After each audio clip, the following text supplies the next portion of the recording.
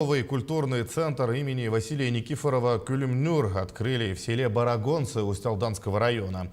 Объект введен раньше сроков. Это стало возможным благодаря усилиям строителей и целевого фонда будущих поколений республики и компании «Алроса». Новое здание стало хорошим подарком району к столетию якутской автономии и к 8-м спортивным играм народов Якутии. Подробности в сюжете Марферины Алексеевой. Открытие культурного центра знаменует начало нового этапа развития культурно-духовной жизни всего Усть-Алданского улуса. В большом трехэтажном светлом здании размещены учреждения улусной библиотеки и культурного центра Тойон-Мюрю.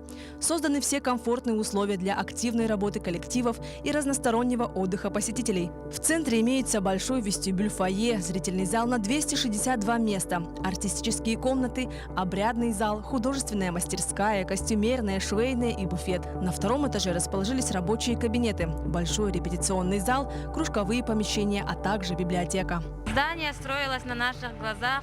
Мы все очень долго ждали открытия нового дворца культуры.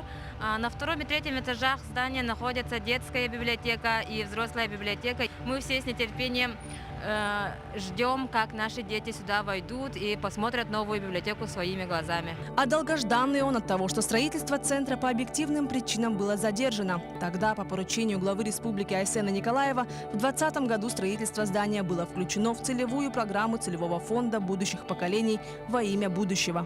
По планам финансирования мы должны были завершить строительство в июне этого года. Так? Но вот у нас подрядчик и технический заказчик проявили инициативу. Объект введен досрочно. То есть в конце декабря прошлого года, в 2021 году, получено разрешение на ввод объекта в эксплуатацию. Отметим, что к году столетия Якутского АССР целевой фонд будущих поколений республики за счет средств Алроса финансирует строительство еще 2 объектов – Дворца культуры и духовного развития в селе Намцы-Намского улуса и культурно-спортивного комплекса в поселке Зырянка Верхнеколымского улуса. Около 7 миллиардов рублей – это та социальная программа благотворительности, которую компания реализует. И значительную часть этих средств мы реализуем через фонд будущих поколений. И благодаря этому фонду мы влияем на строительство многих социальных объектов, которые не входят в территории, периметр которых мы ведем хозяйственную и производственную деятельность. С помощью компании «Алроса» этот объект очень быстро ввели. По моему глубокому убеждению, такие дворцы культуры должны быть в каждом районном центре нашей республики.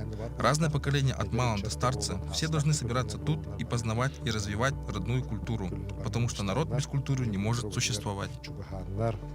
Новое здание, посвященное столетнему юбилею, стало большим подарком району и к 8-м спортивным играм народов республики. Дворец культуры стал 30-м социальным объектом, введенным в Улусе с 2018 года. Марферина Алексеева, Алексей Семенов, Григорий Григорьев, Владимир Копырин, Усть-Алданский улус, Якутск.